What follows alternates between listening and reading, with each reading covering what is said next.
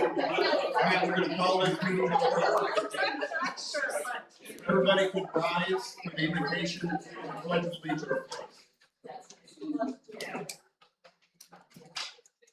Dear Heavenly Father, we thank you for this evening. Thank you for the group that's assembled here today with the county business. Lord, be with us as we go through our regular meeting and as well as through the budget hearing. Just be over at your oversight and everything we do. In your name we pray. Amen.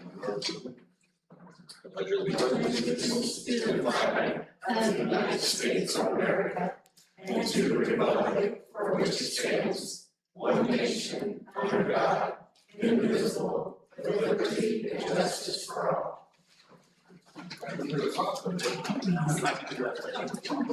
Okay, a reminder, this meeting is subject to Indiana Code 36-1-3. Item 1.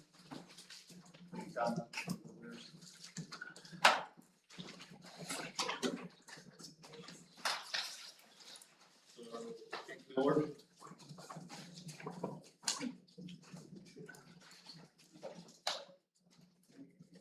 Morning, gentlemen. Hank Miller, Fairfax, Northwest West.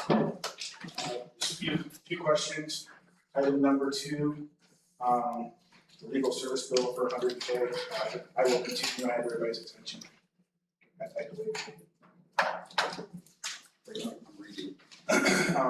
So the $100K, we're kind of curious. Obviously, didn't go over too well last meeting. We all have good jobs, at least most of us, and we just can't tell our boss that we have a $100K legal bill without giving details. Some details would be nice. Hopefully the county council will challenge us. And then item 4, and I've been here for a while. I don't know what project 4 is, but $500,000 for economic development, discretionary, that sounds kind of a lot to me. If we could explain this to the public in a 4th grade level, I would really like to know what that is. Item number 6, $30K for a server. If Joaquin can let us know exactly what that server's for, I'm in IT, that's kind of a lot to me. Then item number 8, service contracts. Again, we had a hire that the original job description was to be a civil engineer. Because she is not a civil engineer, it is a service contract to pay for the function because she's not a civil engineer. Just kind of curious. Item number 10. Again, been here for a while. I just don't know what municipal unit strategic task force is. If the council could again explain to the public, that would be great. And the last part is your budget. I did look through it. Community is really interested in where these block cameras coming out of. I don't see a line item for it. I don't know who's responsible for it. I do believe it's Sheriff Newton's budget. I'm not sure, but if we can discuss it when the budget comes up, that'd be great. The public would really like to know. And then finally, your community's hurting. And the money's tight for everybody. Hopefully this go around, we can maybe tighten the belt a little bit. Everybody else is. I know myself, I've been with my company for 5 years. I don't get a raise. I get a 4% cost of living allowance for the last 5 years. We've had some people dig into some state of Indiana.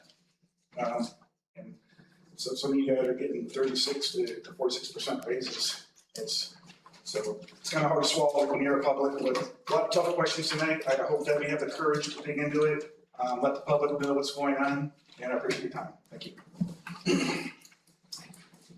Katie Hudson. So mine technically isn't until we get to the commissioner budget, is that okay? No, we do it at the beginning, sorry. Okay, all right, that's totally fine, yep. So in front of you, or at least what Jill is passing out and you are spreading out right now, is the proposed service contract that we have put forth in front of our county commissioners. And what I understand is, although we did put forth a contract in the service amount of $250,000, which is comprised of animal control services, animal sheltering services, as well as prevention services. What is being presented as part of the commissioner budget this evening is only reflective of $200,000. And so what you will see in that data is that the $250,000 service request is not arbitrary. It is based on statistical data of services being rendered on behalf of the county for all three of those buckets of service. And I'd be happy to dive in deeper with you to explore the cost of those services being rendered. But I wanted to make sure this evening that you had an accurate picture of a third-party contractor is offering a proposal for service to the county. And I want to make sure that that is adequately reflected, that if you are requesting the same level of services to be rendered on behalf of the county, this is the contractual amount that we are entering negotiations and conversations with. And simply a broad brush stroke of 2% increase to the commissioner budget for this particular line item simply just doesn't meet the demand for service and the amount of cost that is being provided by us as a contracted provider. And so I just wanted to make sure that when you get to that line item, an hour and a half from now, that is adequately reflected, that this is the contracted contract that we put in front of the commissioners, and this is what we are prepared as a vendor to be able to provide the county with services. Of course. Okay, approval of the item 2, approval minutes. Chance to review those. Motion to approve is Brian, second. second by Terry. All those in favor? Aye. Opposed? 6-0 is not here. Rob? Three follow-up for the services. Yeah, at last month's council meeting, I asked for additional $100K for field services. As council's aware of, our budget for 2026 was $200,000. We had $75,000 or $78,000 carried over to our 2026 budget from 2025, which created a shortfall. What I've given you is I had Gretchen send you, right after that council meeting, there were some questions on where the money was going, what the legal firm was going to, what the legal expenses were for. I sent those to you. This is an up-to-date amounts that we spent to date. Looking at moving forward, we still have obligations for several things. The moratorium items, those 3 ordinances, one for the data center, one for the battery electric storage systems, and then one for the carbon capture. Now, I know people out there say, why is this so expensive? Land use attorneys are not cheap. Just a general practitioner, a general counsel person can't craft these ordinances because we need to protect ourselves and our citizens in the county with these ordinances. So we need to have a specialist, just like you would going to the doctor. So we need to have a specialist take care of the issues you have. So that's moving forward. We're going to need some additional on that. The Maple Solar litigation, which has been moved to Adams County, will be wrapped up in November. Also, we have our general counsel bills for the rest of the year, and we have some mediation going on with the company over our HVAC system, some issues we've had with that. But if you look at the back on the back page, there's a pie chart here that shows where our legal's been spent this year to date. 39% on solar, general counsel 50%, EZA 8%, and the HVAC mediation issue is 3%. But that was the forecasted plus that, right? Yes. That doesn't include the 3 moratoriums, Right. which isn't necessarily in that pie chart. It's not in that pie chart. HVAC probably stay about the same percentage. So moving forward, the last quarter, we are gonna have some additional legal. Now for, as a point of reference for 2027, our initial ask for legal was $475. When we talk about tonight, it's been reduced to $375. So Trying to offset some of Yeah, that. we're trying to offset some of that, so anyways, we can do a deeper dive on the legal. Gretchen, my administrative assistant, is giving Kendall a monthly running total on the legal, so we know going forward from September, October, November, where we stand on the legal, so. Any questions on that? Item 4, Item 4, project for the Commissioner lit discretionary fund. We're asking for $500,000 for that fund. In 2025, we committed $500,000 to the Roanoke, Indiana wastewater treatment project, $250 in 2026 and $250 in 2027. And this is to increase capacity for the Roanoke area, Jackson Township. It's an $18 to $20 million project. They've invested a lot of money, potentially up to 1,000 homes, not within a year or two, but over the course of the project, once it gets developed and the housing gets going up there. They project it has the capacity for an additional 1,000 homes. So that's 250 of that 500. The 30K is for Roanoke social media for their tourism page and for their tourism advertising.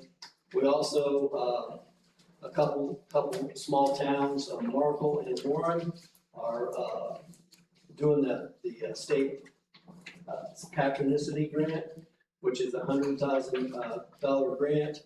They have to match the 50. We allocated 10,000 for Markle, which matches what Markle Town Council did. We allocated 10,000 for Warren, which was what Warren Town Council did. So that total 20,000, actually we get to 40,000 to match. And we also set aside 6,000 for the Fitness Community Center and for the Fitness Community down there for some lighting and some repairs. The balance, a couple $100,000 balance, is for economic development. We don't have a formal commitment from the partners in this economic development agreement, so we can't really divulge that tonight, but that's what the balance, the 200,000 of 195 is for economic development for jobs and job training, basically. We'll give you more details as we get the agreement put in place. That's what the 500K is for. This is lit. That's one, yeah, discretionary lit. Yes.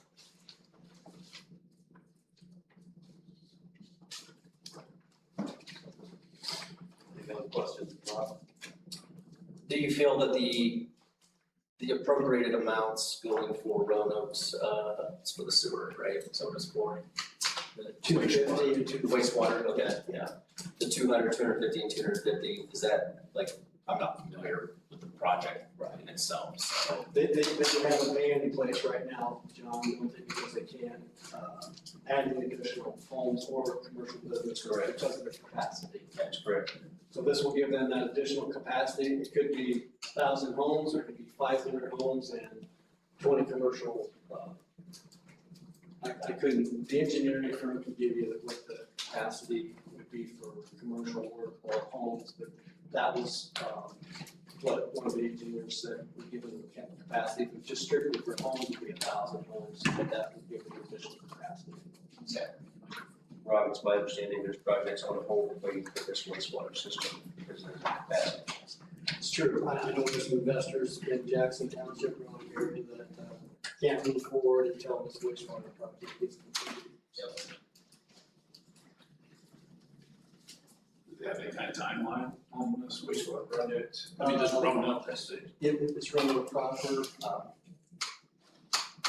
they need the money.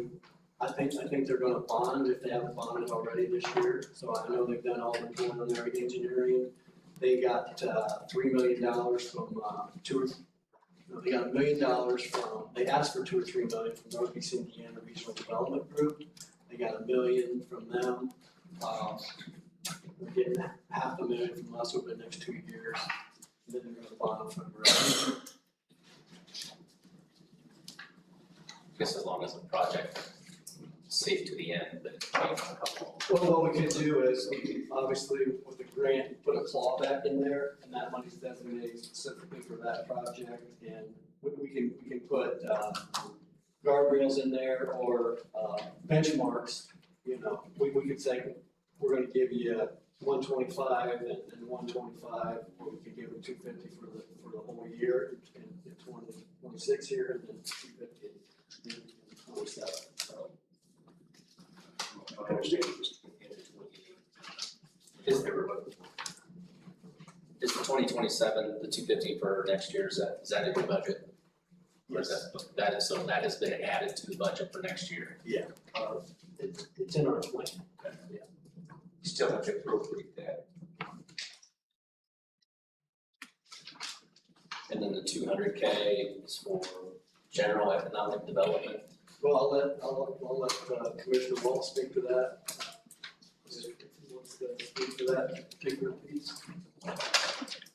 He's our HQ representative, and Tom's been working on this piece. Is there a specific point when we hit on, right? So, $200,000 going for. sure. So basically, you know, the last 16 years when Mark Wickersham was here, he brought in $1 billion worth of economic development to Huntington County. We have our set funds, you know, 1 through 4, and what he was, Mr. Miller asked about was that Project 4 is our monies that we give for economic development. The different ones that I heard that maybe some council, they don't care that we gave to the Warrentown Park or maybe the Marklettown Park, but I'm telling you guys, that's economic development. Tourism is economic development.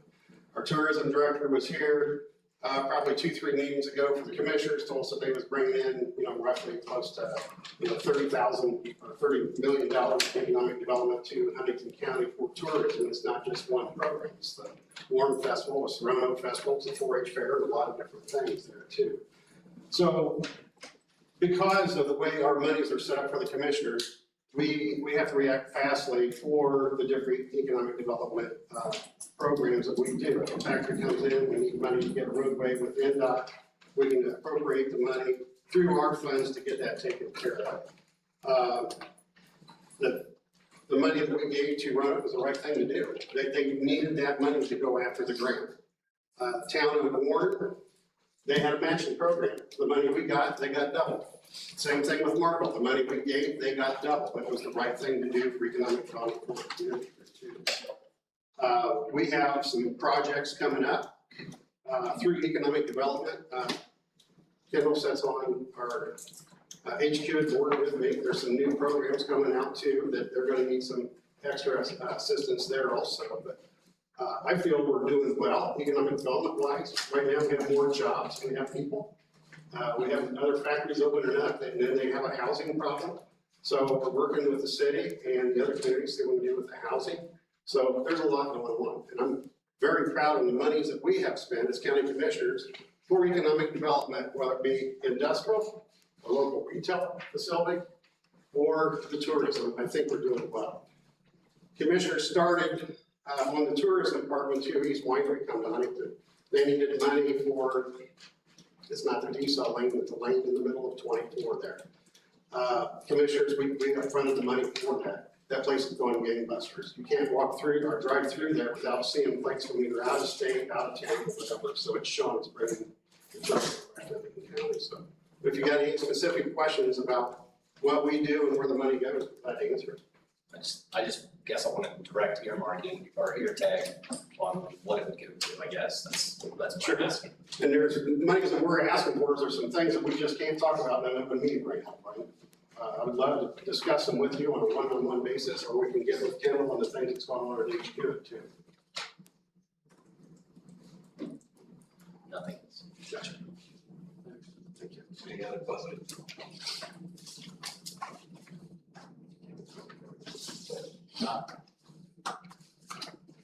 Motion.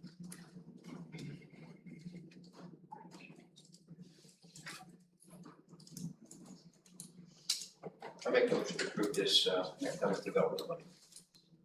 By Terry, is there a second? Second. Any other discussion? All those in favor? Aye. Opposed? Aye. 5 to 2. Okay. gentlemen. Next item, 5, right? Yep. Commissioner's request for a transfer appropriation totaling $13,067.08 county, in their county general from burial soldiers, office supplies, work comp, service contracts totaling $13,067.82 to veterans mileage expense, $3,067.82 to care and state institutions. Our veterans are using the HAT group for transportation to appointments, personal business, so on and so forth. We think it's money well spent. Once the word got out, obviously, more veterans are using it, so we think this is money well spent on our veterans. The care and state institutions, that can be a bit of a moving target because we don't know from week to week or from month to month whether or not we're gonna have a juvenile that needs to be moved to a facility. And so those payments for that are not predictable as far as the care and state institution amounts that we have to pay out. We have a budget amount every year, and sometimes it's anybody's guess how many juveniles that the judges will sentence to White's or another facility, because we can't handle the Huntington County, we have to move to another county. So that's what that transfer is. And that's probably a lot less than it used to be. Correct, Sheriff? What's that, in care for juveniles? Yes, Probably a lot less. I would imagine it's a lot less. I think there was actually an amount at one time that's floating around, how much less that is, but I would say it's been off.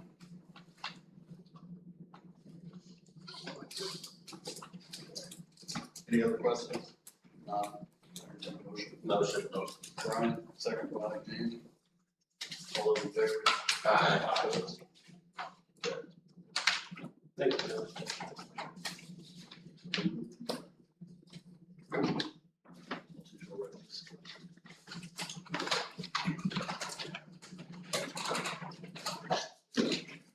Working with Ransom IT Director, I'm requesting $30,000 to be additional appropriation to my 36200 service contract because we released a new VMware stack for our servers.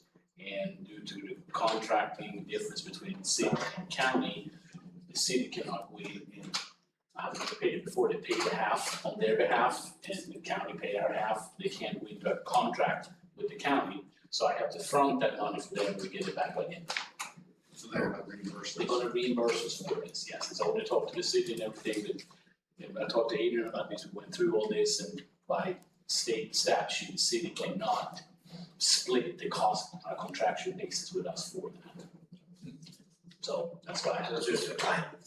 it's a timing thing, and there will be, that information, we'll talk about the new budget tonight as well, but that is also for the next year's budget, when it goes up, and I have to front the money to be reimbursed by November. So we still get it for that, this year goes. Well, they always pay us. But but it's just, now it's a little bit more that we have to front, upfront, first of all, we have before we just do that. Nancy, Make a motion. second by Shane. All in favor? Aye. Opposed? Okay, thank you. Sheriff?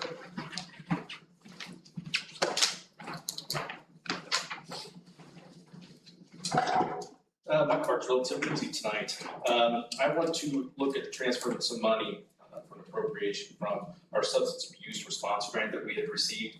I want to move $2,000 from the equipment line item and to supplies. We're really good on equipment. Where we need the money is for books, things like that nature for MRT classes, for the substance abuse classes for the inmates. Motion approved. Second. John? Any other discussion? All in favor? Aye. Thank you.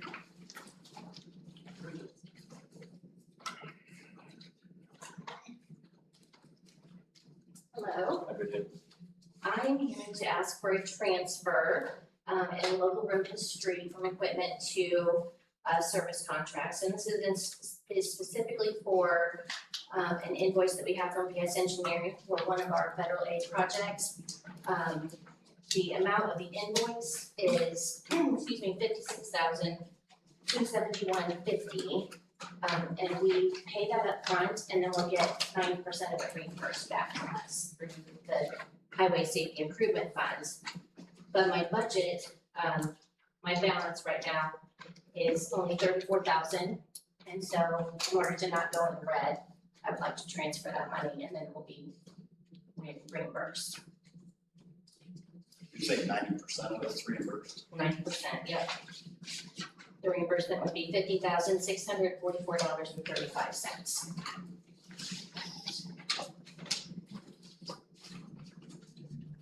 Any questions? I'll entertain a motion on that. Change. Second. Second by Terry. Any other questions? All in favor? Aye. Opposed? Thank you.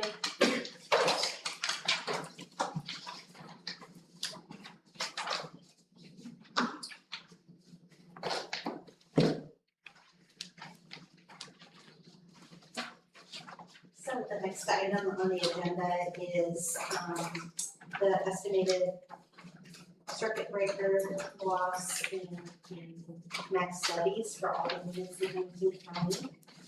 It is required each year that the council gets a copy of these projections that are supplied to us from DLGF.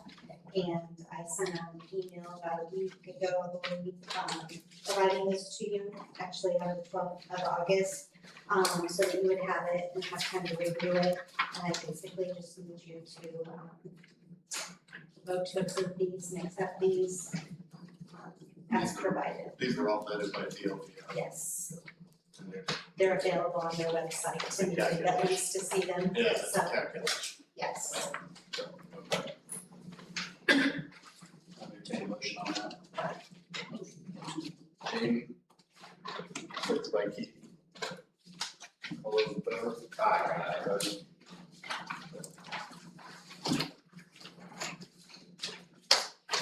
Okay, so municipal unit strategic task force, well, we must. So I'm not sure what House Bill, Senate Bill was, is asking HB 1210. HB 1210. Yep. So the task force is basically town council, I believe appoints a member of the city, with treasurer automatically, the auditors automatically, city council, or county council needs to appoint somebody, city council appoints somebody. So it's an appointed group that essentially is going to give a recommendation to the state on how local income taxes will be going forward for each county. There was a lot of confusion with what came out before, so that's when this was created, saying, hey, as local units, you tell us. So, I've had some conversations, with AIC, I've had some conversations with Jill, some conversations with the mayor. I kind of know what's going on, I would like to be the council's appointment for this group. If I may add, Kendall, those recommendations are gonna go down to the legislative group, and they're saying that they're not gonna have 90 different ideas. They're gonna use those suggestions and then hopefully come up with 3 or 4 suggestions, because when they do audits and so forth, they can't have a multitude.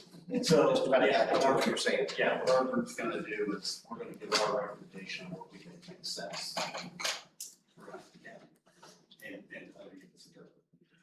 The challenge we have right now is a lot of donut counties are battling, because you've got some, Hamilton County's got some major municipalities, and then you've got people that are in the outlying areas that fight. So there's a lot of this going on, so, I like the collaboration we have with the city, I think, everybody's reasonable, and I think our group will come up with a very good solution to it.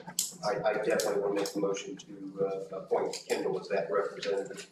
We can have some further discussion, but so. Motion by Terry. Yep. I'll second. Any more discussion on any? I don't have a lot of answers on it. I played with some of the numbers. I know Joe got a database from the AIC, but there's some flaws in that. For example, Markle has its entire population of Markle, and not just the Huntington County portion of Markle. So there's some. They're not listed like that. Yeah, so there's some gaps in the calculation that they tried to, in the tool. I'm glad they tried to develop a tool, but it's very, very complicated. So I like the fact that they're asking communities for recommendations, and I think good things should come out of that. So, Again, this is gonna be the percentages for each government entity and how that's split up, and it takes away the schools, lid as well. yes. It does eliminate the lids, different lids, right, as it's set right now. You just have a rate, you don't have a public safety lid, you don't have a jail lid. So there needs to be ways that we can kind of protect those, especially, I mean, jail lid, we gotta put a box, so we need to make sure that we have that covered, so, it's gonna be a challenge. So. Do we have a motion in the second, any other discussion? All in favor? Aye. Opposed? Shelley here?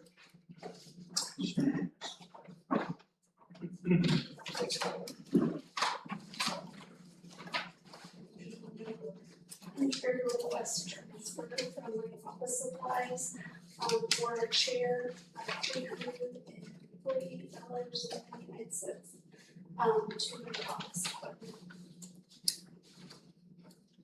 Yes.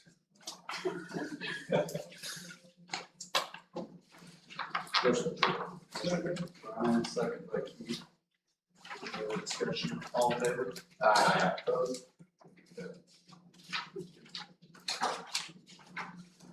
Okay, if there's nothing else, I'll entertain a motion to adjourn the business portion of the meeting.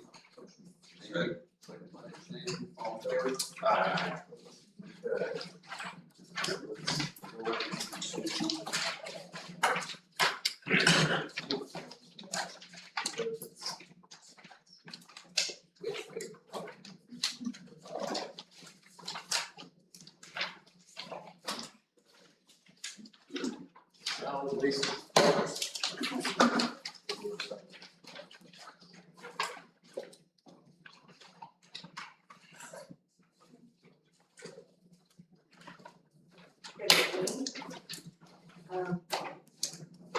I gave you the comparison sheet for solid waste, so you can see the last 4 or 5 years.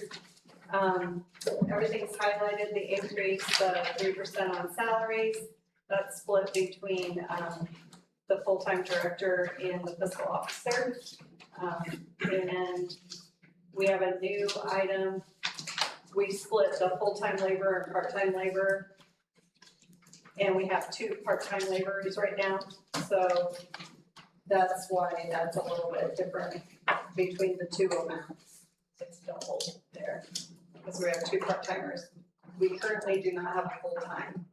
So I'm hoping that if nothing changes this year, that will roll back to help cover next year's budget. That's at 46. 46, yes. And that's the full-time labor. Yeah, so the part-time is, on my notes, 64 hours between 2 guys over a 2-week period at 25 an hour. Longevity just went up 100 for Scott, he's been here 11 years.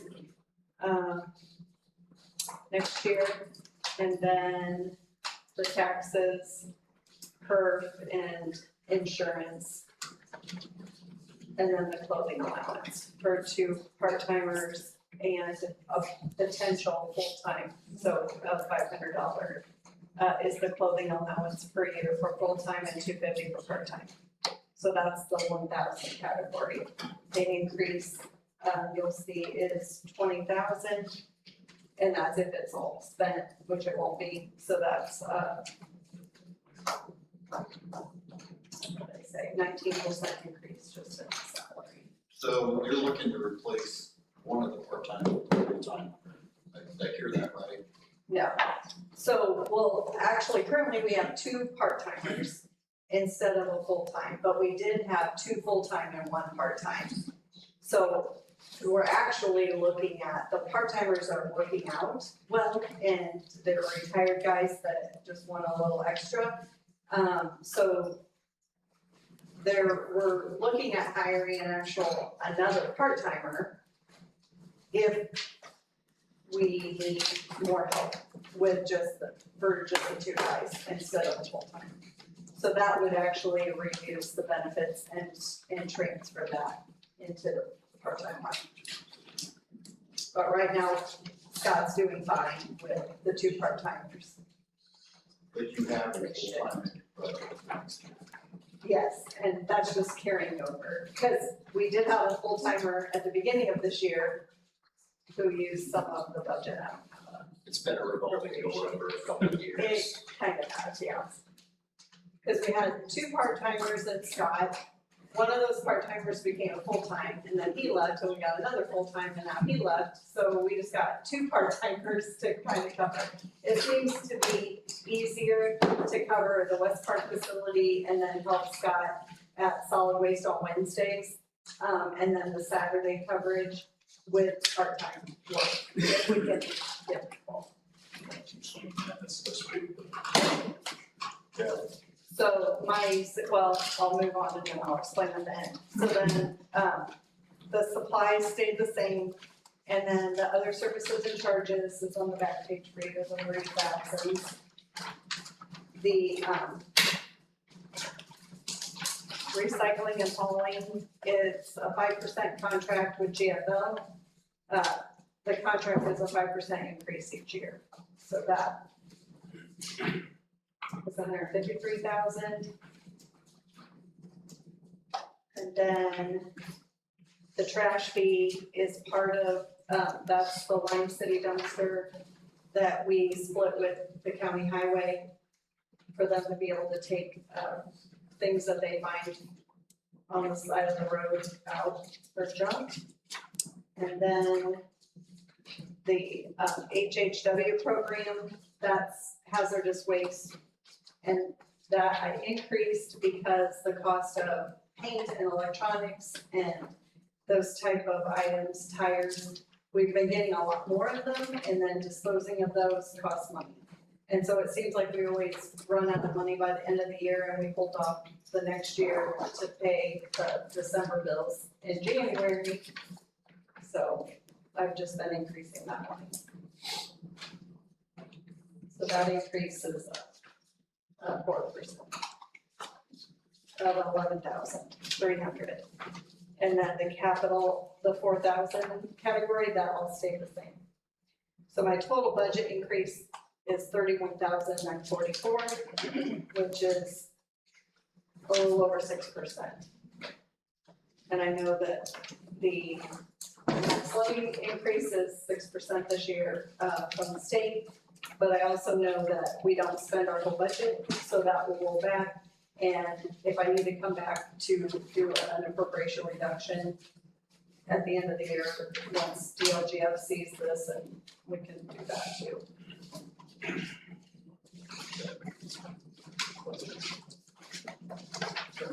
Any other questions? And Brian's our representative on the board, so he's up to speed on a lot of this. Thanks. Thank you. Yep.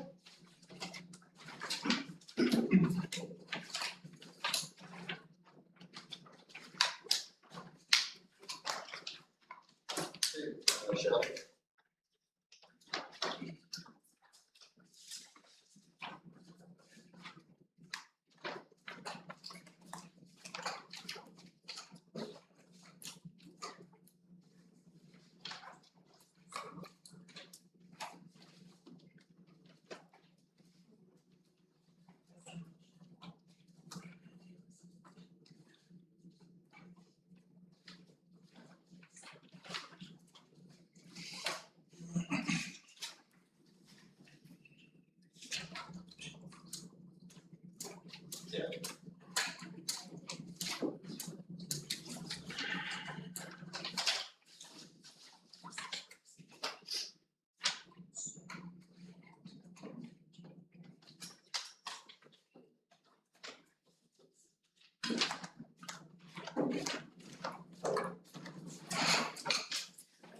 couple of questions. I had a fund that didn't carry over, and I'll deal with it in January.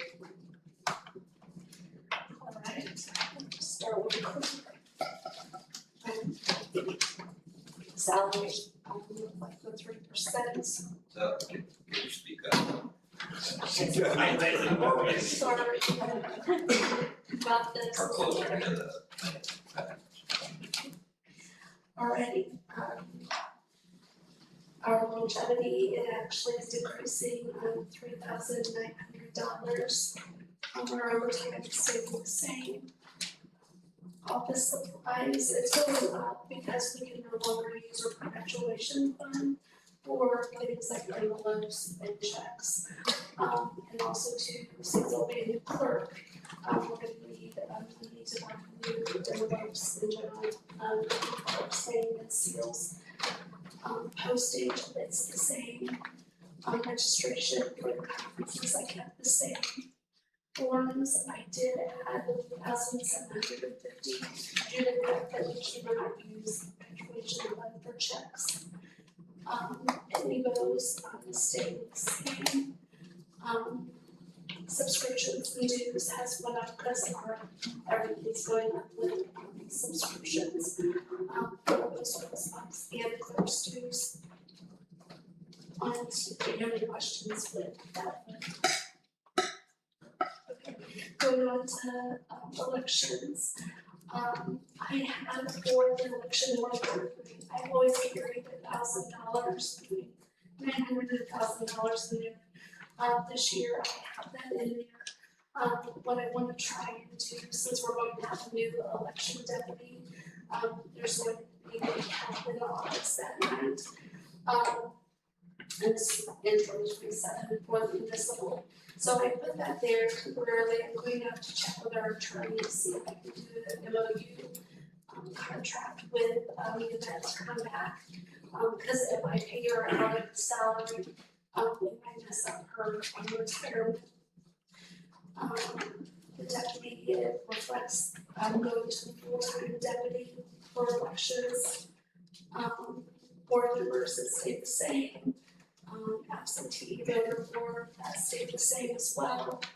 Precinct board, that went up because the voters for inspector went to 250 and the judges and clerks went to 200 for election day. So that went up to 17,400 from 1380. Next one is election training stayed the same. Incentives 3% requested. Overtime is same 6,000. Specialty pays stayed the same. Office supplies stayed the same. Operating supplies stayed the same. Postage is the same. Conference fees are the same. Yes, everything is the same.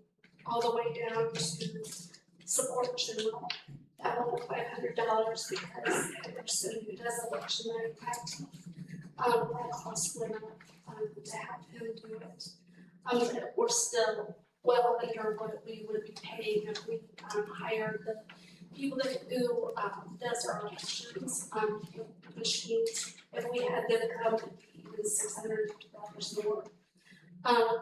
Voting places stay the same. Precinct 4 bills stay the same. Voting machine delivery. That did go down. It looks like it went down, but it really didn't. We had to move money this year due to myself and my two deputy being on the ballot. We had to have private capital come in to do the early voting machine. Next one is subscriptions and dues. And it's just a little bit more because the dues went up. And election equipment. This is the time that we're buying new equipment. The vendor is letting us split that cost. So $1,122,911 is for 60% of the new machines. Any questions before I go on? And this will last, I mean, I know we have more in 2028, but this will last us, how long do you machine classes? Oh my gosh, the last ones we've had for 13 years. Yeah, so, yeah. And they're well past their time, we've extended it. And there's no support to them anymore. So if they go down on election day, then, it takes a special team of people to come in to even try to extract the votes from the machine if it goes down. All right. On to clerk's record keeping. It has the salary again, reflecting the 3% that we're requesting. Longevity went up by $100 to $2,700. And then with clerk's perpetuations, that next to yours, we're gonna get another, okay, perfect. That reflects, we pay above the salary for a part-time person out of clerk's perpetuation.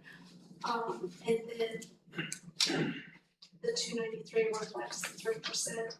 And the next one we're repeating, it didn't get carried over, so that's what I will deal with in January of 2027.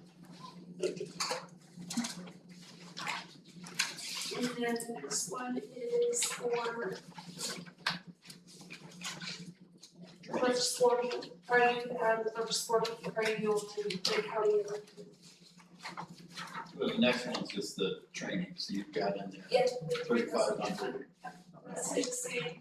And then the next one is just for clerk's board. Everything stays the same with that as well. So this will become a repeat thing. We do have obviously a deficit going next year.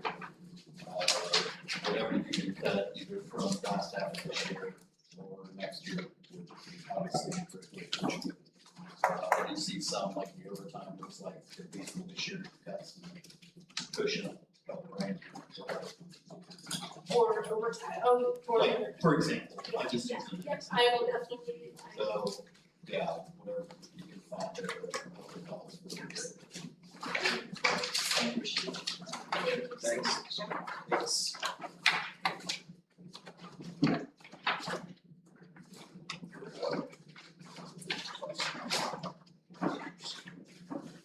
Okay, have my budget requests before you. I tried to take a quick look over it again, just to make sure everything's pretty tidy. I also looked at my current year budget to see where I could cut.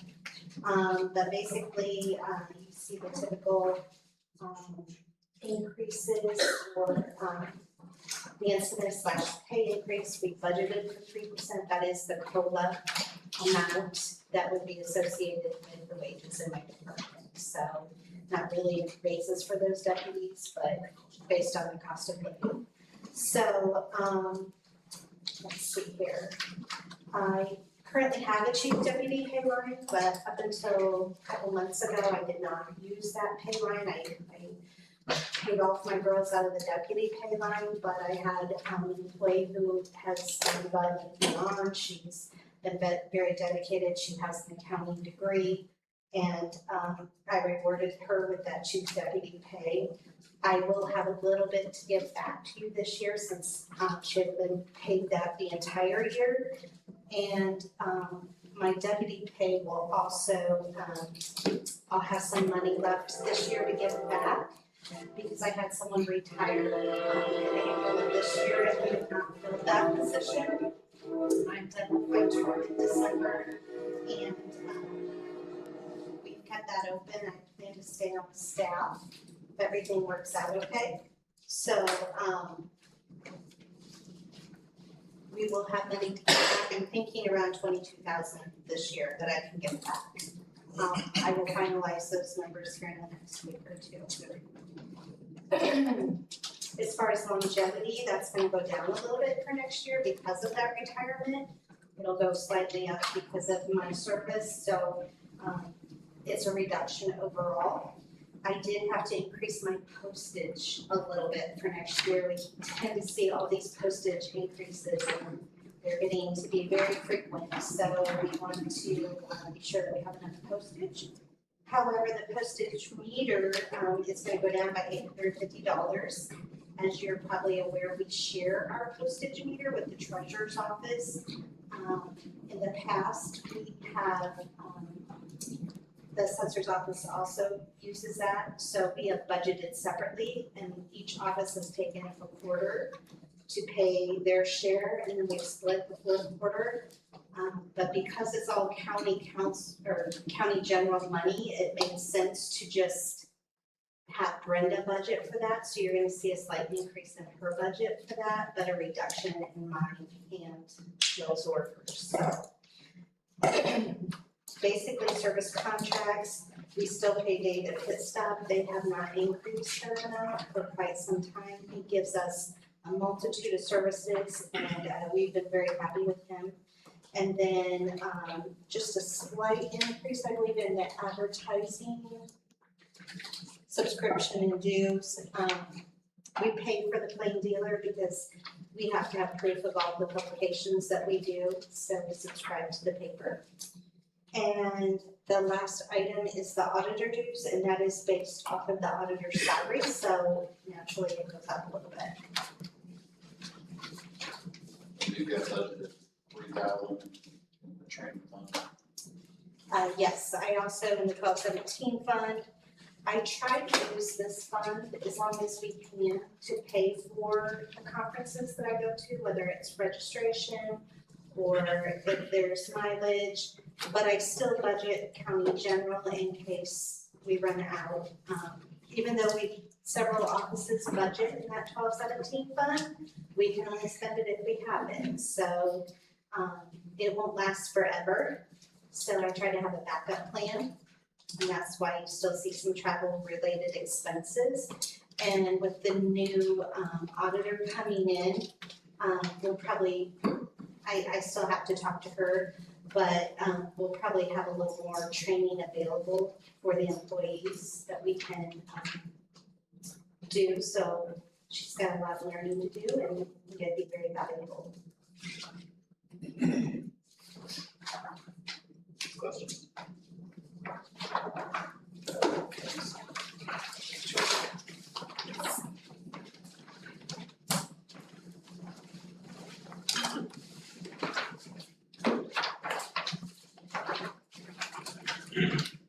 Good evening, gentlemen.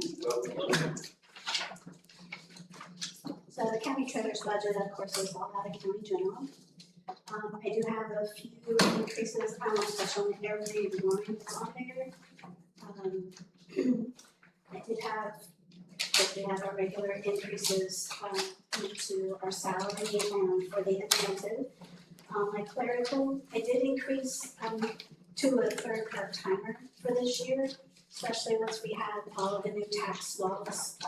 We had a lot of people that came in, we felt like we had a lot more people in May that came in than we normally did, because they were very questionable as to why they were getting property tax bills when they have been getting zero bills in the past. So there was a lot of surprises when that law went into effect and how things worked out with the calculations. So I was very glad that we had that third person to keep all the property and other things working, and have the three of us girls that are there all the time could answer all those questions in person and over the phone. So I plan to try to keep those three, and until things like slow down, we find out who can be the third person, which I don't know if that'll ever happen. Incentive pay increase, of course, that was the 3%, and the amount that you had suggested for any of the managers or elected officials. Our longevity, we're very fortunate to have the staff that we have in the treasurer's office. We're going to be there quite a few years, so that's going up another up to $2,200. I decreased a little bit on the overtime. I don't usually use all of that, so I did decrease that. Office supplies, like anything else that's going up, but my major thing going up is, since we're putting all of the postage meter costs into the treasurer's office, I also told Jill Zorber, the assessor's office and the auditor's office usually pay for the ink that goes on the postage meter. And believe it or not, those have gotten up to like $300 for a container. So I told her that I would put that in my budget so that she didn't have to worry about it. It's in our county general anyhow, so we just put that all in one, so first would not show that. I do have just a small amount to put in postage, just I like to have that there in case the postage meter goes down, if I have to run and go get some postage at the post office or whatever for however long, then we always have something as a backup. So as Jill, Auditor Jill had explained about the postage meter, so that's $1,700 there, that's quite an increase, but that is because I have the full amount of the postage meter and I will pay all of that cost for the lease out of my budget instead of out of 3 departments. The outsourced tax bills, I am looking at another company or companies. I'm kind of looking around. It's not that the other company is doing a bad job, but I just kind of look around just to see, I want to see who else is out there and what kind of prices they have. So I did put an increase in there, but a lot of that also is their postage. Their postage amount, of course, is gonna go up, even if my postage doesn't go up, it's still cheaper to go with a vendor because they can get a better rate than what I can get. Let's see, we go down to subscription and dues. Subscription went up to 0.0075% instead of 50 this year, and so that doesn't increase what we have to pay from now on. And office equipment, due to the very high amount of cash that is now flowing through our office 4 times a month, or 4 months out of the year, during tax season, I really think it would be beneficial that we have a counter that will count our cash for us as a double check. Sometimes people are bringing in several $100 bills, sometimes they're brand new bills. We try to help each other out if we've got the time to be able to count those or count them 2 or 3 times, and I just feel like it's almost become a necessity.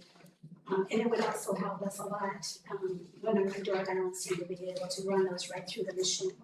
But if you know me at all, you know that I don't like spending money, so it'll have to be a pretty good deal for me to spend it, but that's what I'm looking for, and that's why I did an increase. Do you have any questions about the county general fund? The elected official fund, I'm almost out of money, but I don't really have a whole lot more to spend it on. So I'm just keeping it the same as the 1900 that we had. That really took care of 2 of us in the spring going to conference, 2 of us in the fall going to conference, and leaving one behind in a part-timer to help out. Okay, have any questions? Okay, great, thank you very much.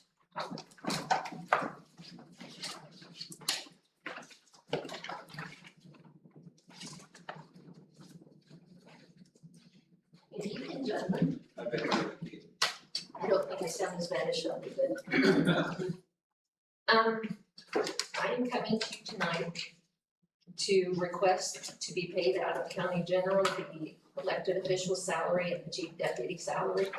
I do believe if I need to, I can pay the incentive and the pay increase on line 11,800 and 11,900 for longevity. Over the past 7 years, I've budgeted everything out of my perpetuation account. And unfortunately, the reason I have to ask for this to come out of county general is because the estimated income will not cover everything anymore. Because the estimated income based on 26 is only $9,750 a month, which is $117,000. And that would, I can't do it. So I have to ask for the elected official. We just had a big balance, right? And they're collecting 300 and some thousand a year before. No, there was a big balance. Okay, that's what I thought. And due to the 7 years of me paying, You don't have a big balance. That's what I'm saying right here, you slowly pull that Yes. down, right? yes. And I have saved the county $800,000 Almost $1 million. in the 7 years. So I would appreciate it if you would do that, but I think I can do the incentive and the longevity out of perpetuation if I need to.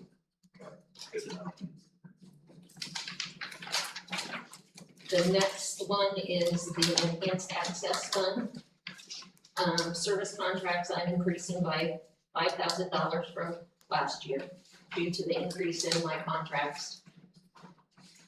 Line 300, my software, I'm increasing that by 5,000 also because everybody knows there's new software everywhere. I may need it, I may not, because my software vendor says could come out by the end of 2027, but maybe not. And then we go to Fund 1160. I am not appropriating anything in that for next year. Well, I didn't say anything last year unless you said, what about 1160? So I wanted to cover my bases here. So the 1189, all of the line items comes to a request of $113,485 with the possible extra $4,000 for the others.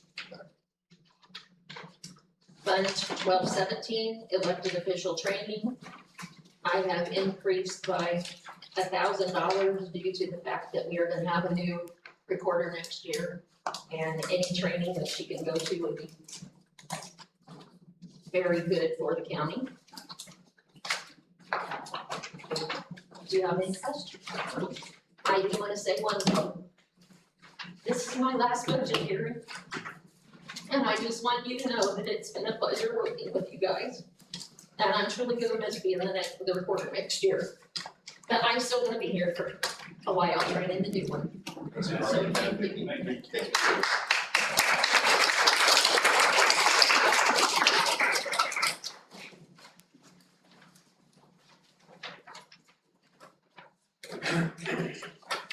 You gonna make this place full?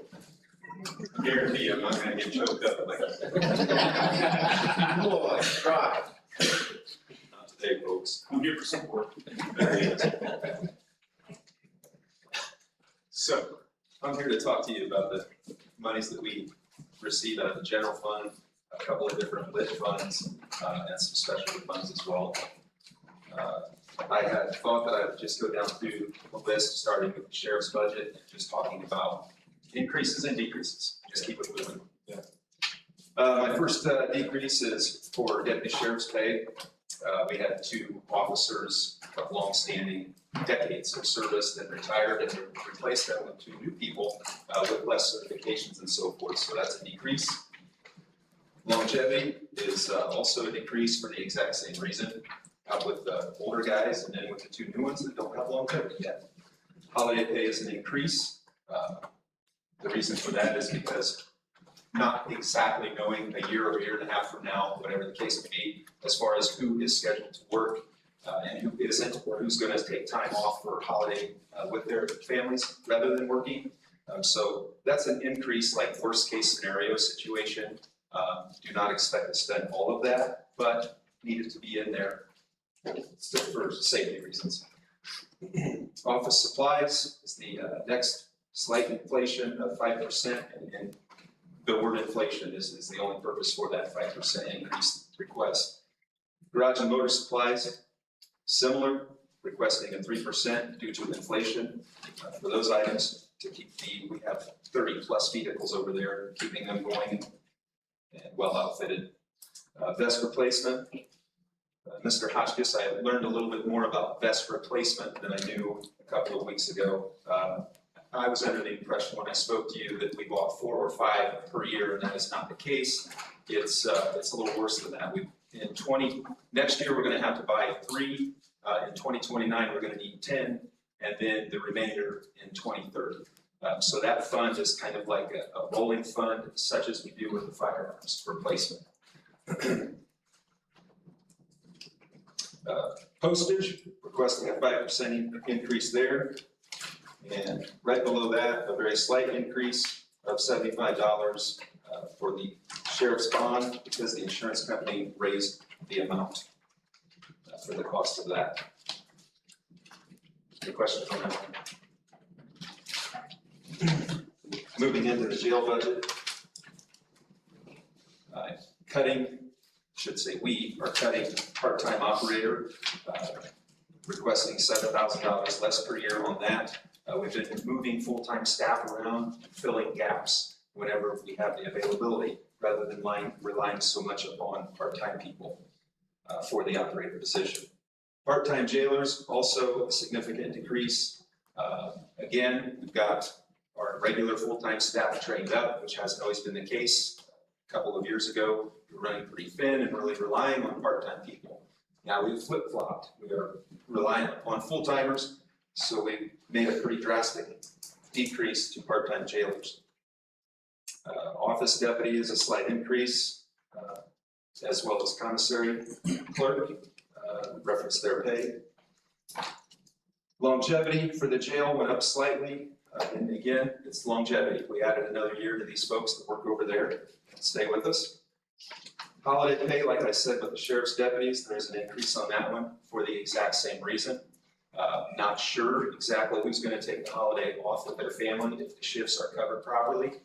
But that is, again, worst case scenario. Do not expect to use all of that money. I think it needs to be there to pay the bills in the event that they work. Operating supplies. There are two different operating supplies and only one on the general. The other one is under the correctional lid, but I'm requesting an increase there. Approximately 5 years ago, we purchased many mats, clothing, Crocs, the shoes and clothing.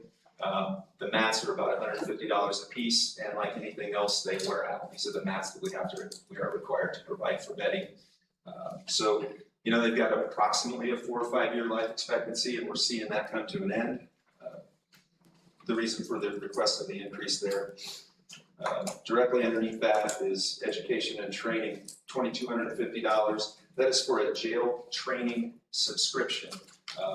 Web-based counts as their mandatory training hours per year, which we are required by law to uphold.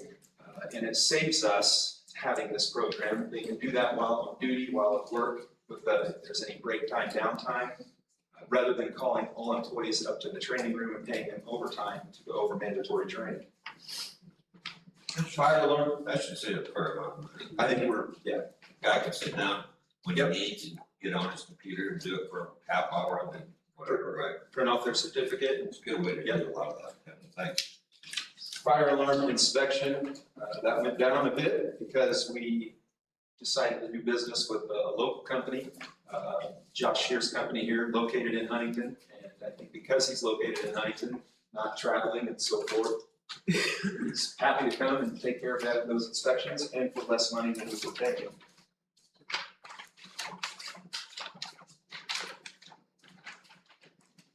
Moving on to courthouse security. We did request an increase of $800 to the uniforms and clothing.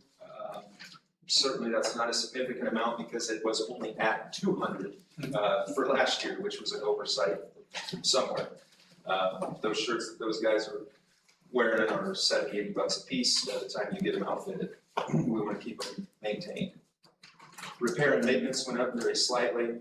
That is for the X-ray machine and walkthrough. That's a contract that we have with a company that makes that thing. Certainly, well, they certified that machine and also part of the maintenance. On courthouse security, I did request $5,000 for overtime. Again, of course, that's only for the one full-time person. I have talked to other committees, or boards rather, and I've requested that times be changed for start times of 5:30 p.m., such as board zoning and a couple of others. We have so many meetings throughout the year, and I'm only asking for the sole purpose to try to streamline courthouse security and save some money. I would present it to you and just ask the question if you would consider changing your council meeting times regular meetings till 5:30 PM rather than 7. I'll leave that in your hands, but that's an ask that I have. Yeah, I'd like it to come through and work.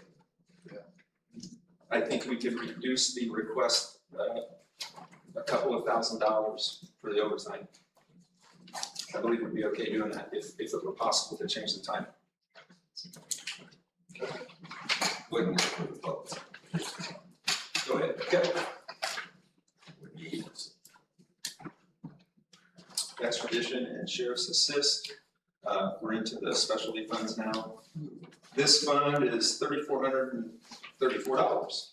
This was a special fund that has been in for several years. We have a couple of items, specific jail equipment items that we'd like to have permission to spend this money on. It's the pipe system, which it's electronic computer check system when we check on inmates, especially we have some folks over there, we have to check every 15 minutes and log the state or condition of the activity that they are currently conducting at that time. So it's all electronically logged. We need a couple of those, what we call pipes, because we have 2 bad, and also a bullet resistant vest for one of our transport officers, if we could have permission to spend that one. And then once we spend that fund is gone, it's over. Lit public safety. Lieutenant's pay went up very slightly because of shift differential and incentive pay regarding the different certifications that they have. Retirement, also the pension fund, very slight increase, a couple $1,000s there. The America One company that handles this fund, every year, they send us what is needed to properly fund that so that it's healthy and remains healthy. They give us 3 numbers, a high, a middle, and a low. Historically speaking, we always pick the middle number, not the highest or the lowest, and that's a reflection of what they have advised us that this needs to be funded. Firearms replacement. You can ignore that one because that's, like I was talking about, the bulletproof vest. That's a rollover or a rolling type of a fund. We will not be spending anything out of that. We already did, and we are running with new firearms at this time. So this will not be an issue for approximately 7 or 8 years. I would like to touch on fuel. Mr. Stokely, I looked down the other day, I talked to you, I think I told you from memory that we used $80,000 thus far on fuel, but I believe I was mistaken, I looked at the wrong column. It was 70,000, we had 80 remaining, according to the graph that I was referring to. So I just wanted to clear that statement up to you that I made. With that said, the commissioners in March signed a contract for fuel price to be $3.26 a gallon. And then we have a 35-cent surcharge on top of that to pay for the infrastructure, the fuel delivery system. With all of that being said, we're in decent shape on fuel for 2026. And I'd be very willing, and I plan to go back and talk about commit not to spend. However, I do not think it's prudent to decrease that fuel budget line item for 2027 because in March, the contract's gonna be up again and we have no clue how much fuel is gonna cost. It could be really ugly. If it's not, then we won't spend what's budgeted. Well, that's understood. I mean, usually, you have a lot better visibility over the next 6 months than you do the next week. Sure, yep. Medical care for inmates, just a special fund requesting to spend $23,630 regarding anything, any items and so forth that the nurse might need to keep that whole thing running. This money comes from inmate copay. The misdemeanor fund, nothing really much to report there. There's a slight increase. Or before I get to that money is going to the commissary clerk offsets part of her pay, and then the other part we pay the county back out of commissary, so neither is on the general fund. And then what I was gonna say prior to that was just a very slight uptick of $37 for Social Security. The Sex and Violent Offender Administration Fund, again, a specialty fund, requesting to spend $13,500 off of supplies, education and training and equipment. I tend to see this fund grow next year, with collecting some people that aren't paying. Lit Correctional, jail inmate advocate, you'll see that's a considerable decrease. And here in just a moment, we're gonna explain why, if I can do it now. Considerable increase for 2027, but in 2028, it'll go right back up to the 46,343. 21,987 is what we're requesting for 2027 because we have a specialty fund that has enough money in it to pay her salary.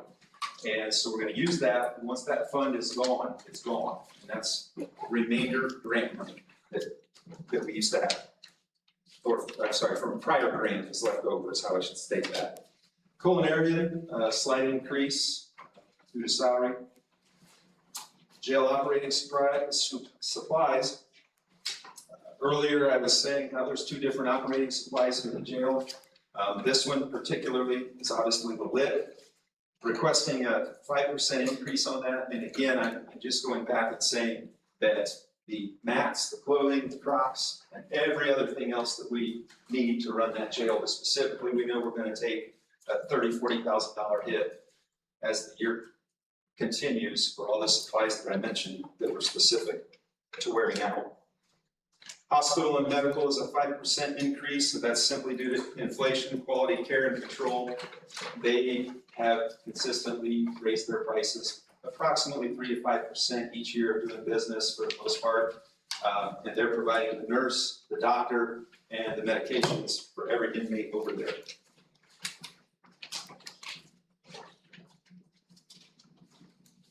You have, the jail expansion wasn't in there, the bond payment of 1.3 million.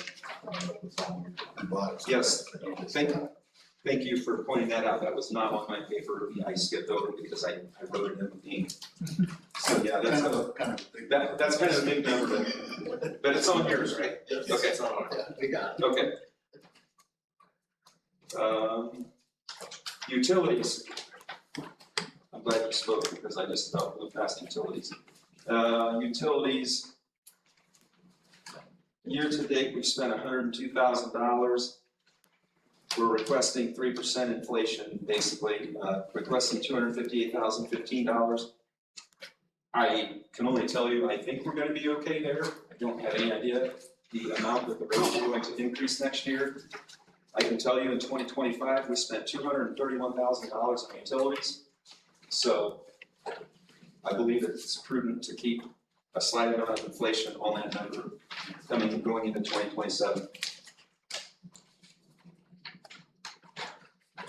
Education and training, requesting to spend out of this specialty fund $2,810. We spend tens of thousands of dollars on officers training. What isn't covered under this or the general fund, we just continue to pay for out of commissary and so forth. That money is from the $3 by state law, that each traffic ticket, $3 is sent back to the county. So that's where that money came from. $180. Well, yeah, Just saying. yeah, that's a state. Well, K-9 fund, request to spend $14,000. We have 2 K-9s, one's on second shift, one's on third shift. This pays all of their bills that you can think of. The veterinary bills, of course, are pretty much the most lion's share of what we use this money for. So veterinary equipment and food.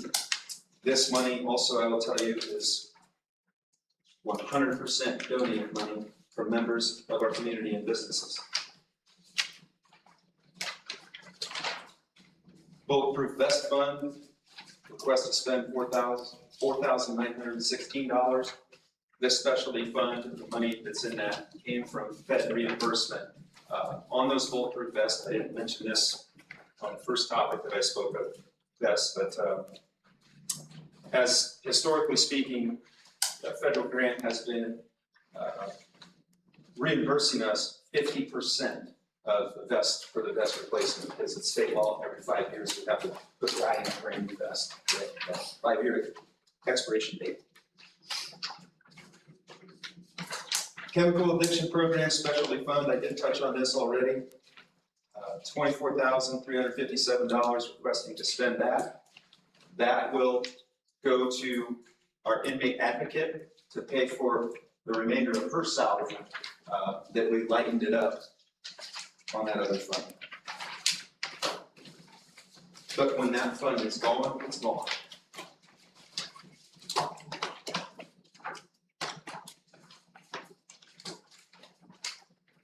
Jumping back to the PS lit, the Noah's question earlier. Just a couple of things shared. The 39.9 is what we pay for the clock, and that's just simply the license plate fee, correct? Yes, That's all it is, it's free license plates. yes, That's it. yes, sir, period.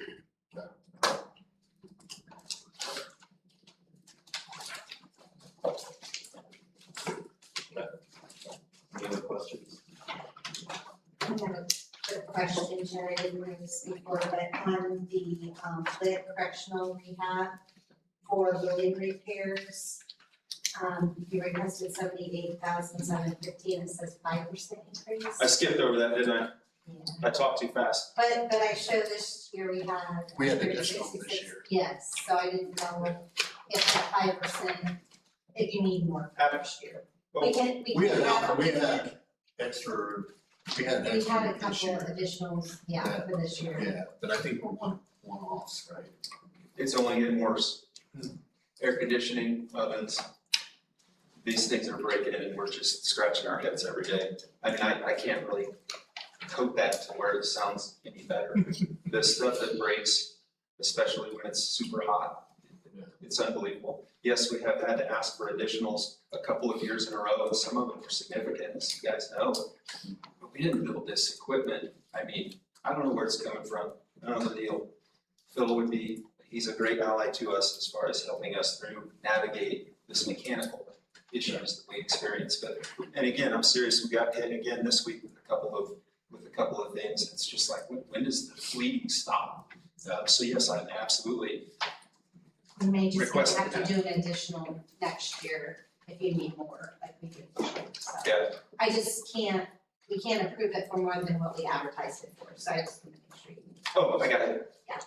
Okay, and it's advertised at 75, is that what you're saying? Advertised at, the entire fund was advertised at 2.57. Okay, So we can't approve the budget Got for it. more than what was advertised, but we could do an additional after Yep. January 1st, so. hopefully we won't need it, but I'm not gonna open it up. Thank you, appreciate it. Told you I wasn't gonna get choked up. Thank you. Jerry?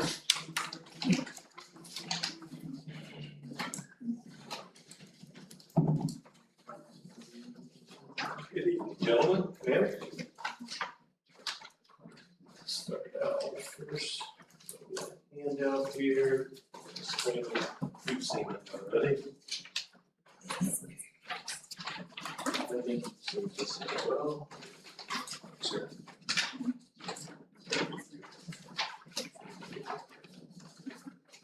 You've seen it already.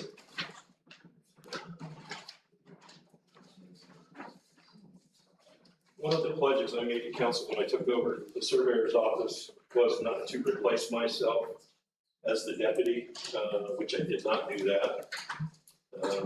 One of the things I wasn't expecting was to lose 2 employees in the 4th and 5th month when I took over. So I ended up with about 3 weeks where it's just me. So part of that is in the budget for this year.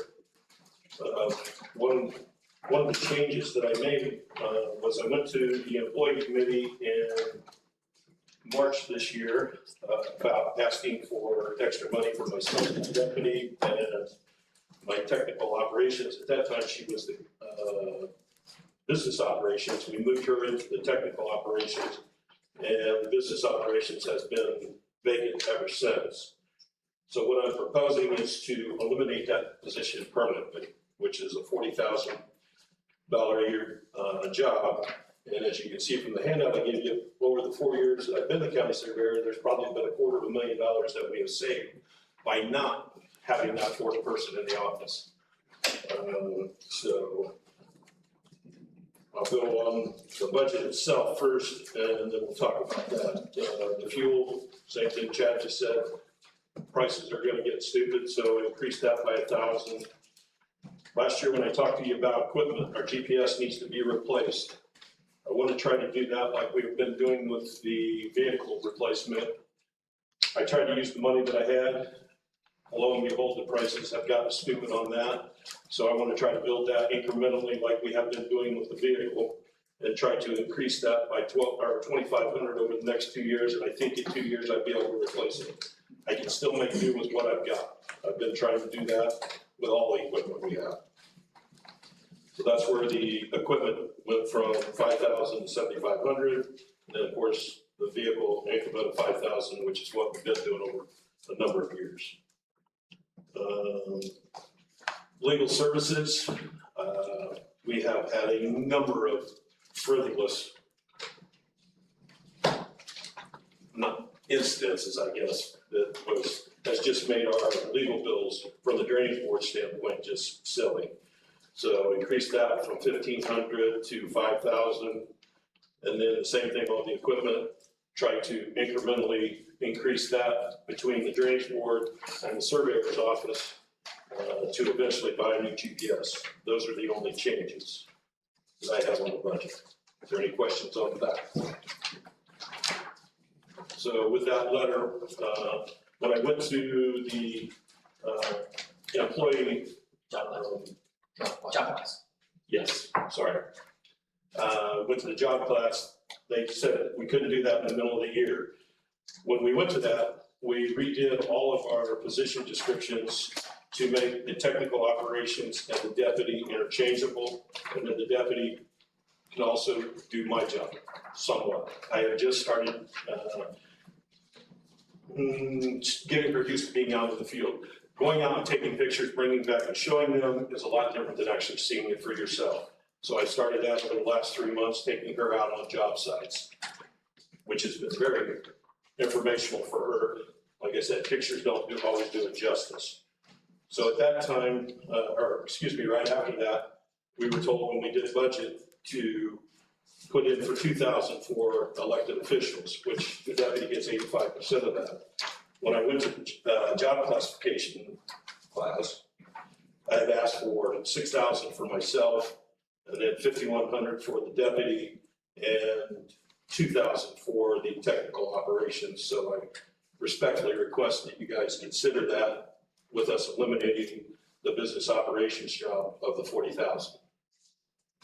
And that, you would probably have a balance left too for the rest of this year as well, because you spent a little bit out of that. Because, yes, she was the business operations, then we moved her back when we did the job. So you have at least another 39 or. Oh, yeah, for this year. Well, that's why, that's in that total of roughly $250,000 over the last 4 years. Yeah, absolutely. No, Job class gave it a favorable. So, yeah. Any questions? No, good work. Okay, thank you. Thank you. Good evening, everybody. My budget for 27, honestly, is going to pretty much stay the same, except for 4 different areas. 2 of them will be to you folks to determine if it happens. That would be the former salary, that was suggested by wage increase by about $1,800, and also the incentive pay. The other 2 areas, of course, be my vehicle replacement line item, have the usual 3,000 every year.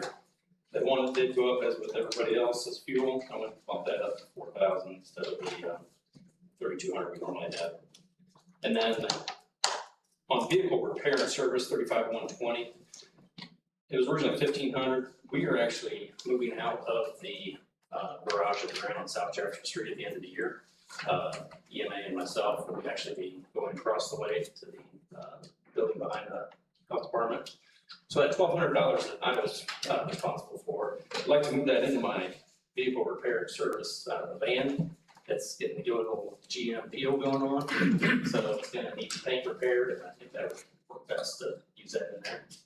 So if you could consider putting that in that would be appreciated. Any questions? No, thank you. Thank you very much, appreciate it, guys.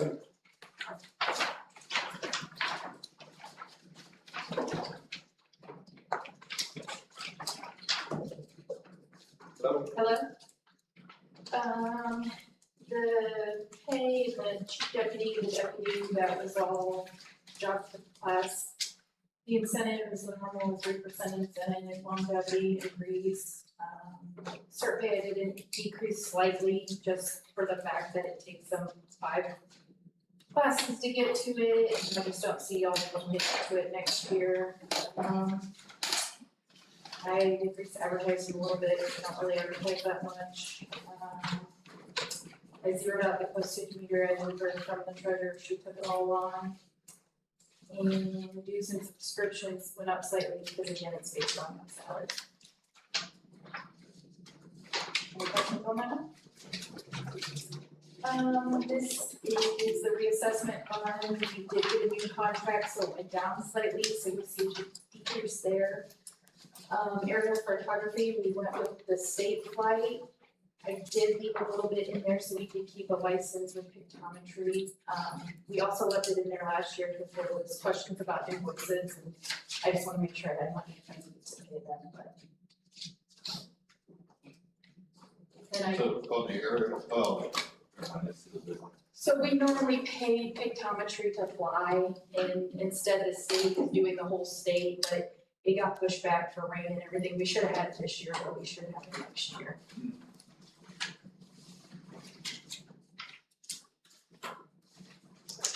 And then the sales disclosure fund stays the same.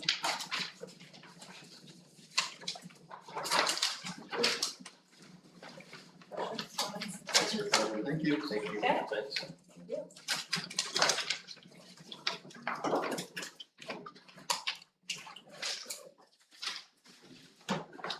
Good evening. In my general fund budget, they are different, the incentive, which is just based on the 3%. Longevity, we haven't had to hire a new employee for a couple of years, so that longevity is going to go up. And then overtime, which we just do the standard budgeting, even though we very rarely spend overtime. Otherwise, everything's the same from the contract. I see part-time, isn't that right? 190,000, is that a new line item? Which one? The top one, 1120.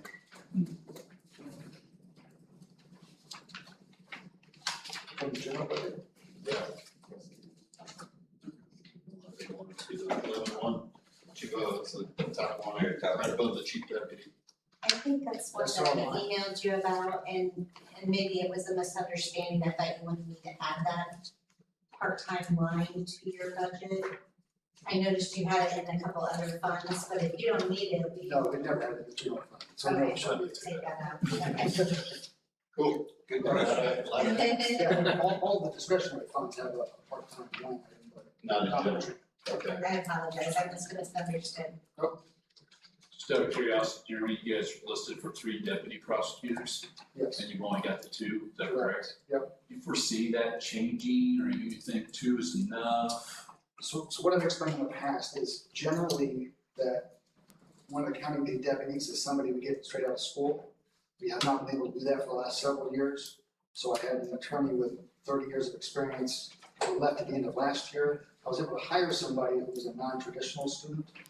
He had been in the workforce for a while, then went back to law school, he interned with us, then he worked at a different prosecutor's office for about 9 months. So when I hired him, I don't need to hire anybody else new currently. So I don't expect to fill that position at all in 2027. So can we at least we can obviously eliminate it for this year, right? Yeah. For the rest of this year. Yep, and it'll be in like, and I'm not spend for the 6th as well. Thank you. And you think you can eliminate it next year too? yes, as long as. nobody- We understand. We can keep it on the salary ordinance just as an open position, that way we don't lose the trend in the. Yep, but no problem for 2027. We're gonna need it. So that was the only thing that was really different on the general. And then here I have what we spent year to date from discretionary and my discretionary fund balances.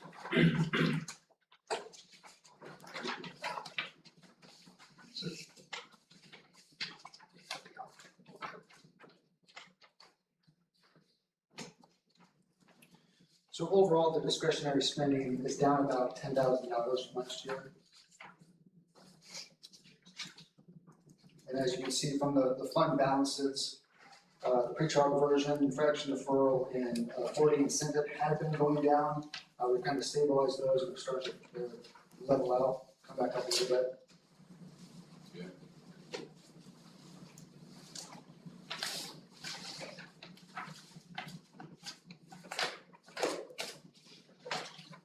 Otherwise, the only adjustment on the discretionary budgets for Social Security related to part-time or partial salvage.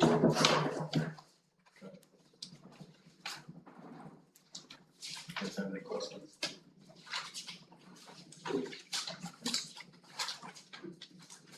Thank you. All right. Thanks.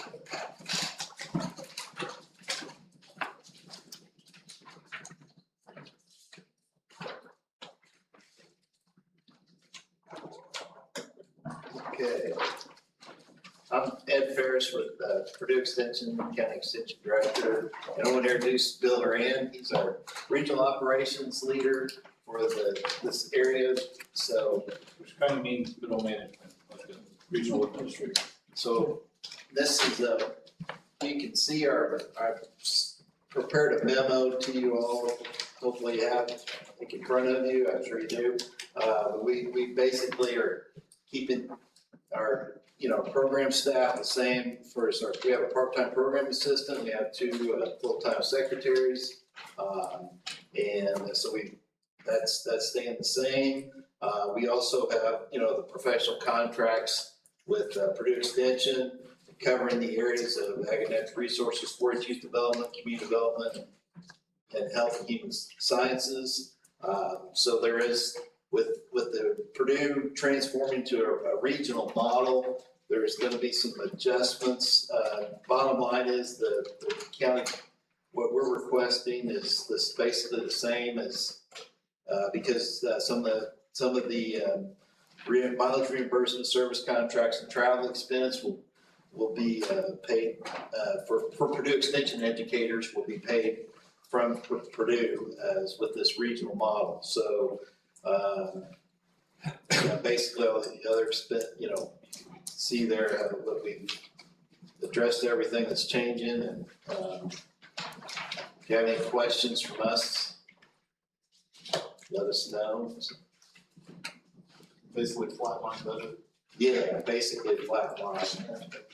After you put the adjustments factored in. Yep. Is there any questions or anything right now? So, so like I said, Bill's here to. Going forward, so I've been educator over in Wells County. I've been there for 35 years as the agriculture educator and county extension director. And in June, I was moved up to the area administrator, one of the regional administrators. And so I've got 5 counties: Wabash, Huntington, Wells, Adams, and Allen County. They'll be basically almost like the CDD, the county extension director for those 5 counties. And each county will have, I guess we're gonna call them deputy directors, to do signature stuff that they need to do locally. But I'm gonna be their supervisors. So basically, that's one of the first step in this transformation. The rest of it's mainly gonna happen in January. Thank you. Thanks. Thank you. Thank you.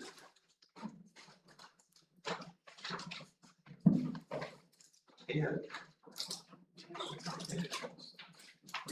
Jim. Good evening. So looking at, Fund 0012, which is the office. Funding, it's an increase by $2,824, and those increases are both salary and for $100 for longevity. Other than that, I've kept the budget the same throughout. The state is increasing our training. This year, they increased our training, mandatory training to 4 days. I missed that in June, and I made it up a couple weeks ago, and it was only 3 days, so save some money that way.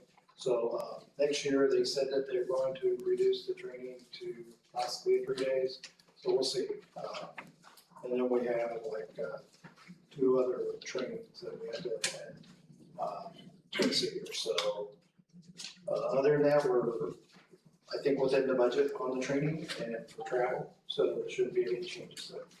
So I see a lot of your line items, office supplies, postage, travel, and service contracts. So Yeah, so, what was spent this year, is there any of that you can maybe give up this year? So, the service contract is for, a program called, Metrospec.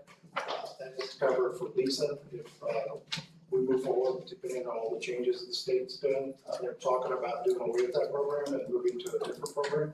So by executing the money for that, for her to have access to it. Mine's paid for by the state, so we really have to pay for hers, and then that would help us with. So these are spoken for this year, these haven't spent. Yes. Okay, that's all. Yeah, and postage is increasing because we have a lot of stuff that's being sent. The only other fund that we have is the Veteran Recognition Fund. Currently, there's about $1,254 in there. That's strictly donations that people give to us, that we put in there, so that, because we cannot take any gifts. That's part of our job. We can take gifts or anything that we do for them. So sometimes they are happy that we provide them a service and they want to donate some money, and then we can pay for porta johns for the parade or other things like that. So currently we have $1,200 in that account. So you only have 1,200 in there, and you've got budgeted 2,000. It's just in case we do get more money for Veterans Day parade, for example. Okay. Yep. All right. Thank you. Thank you.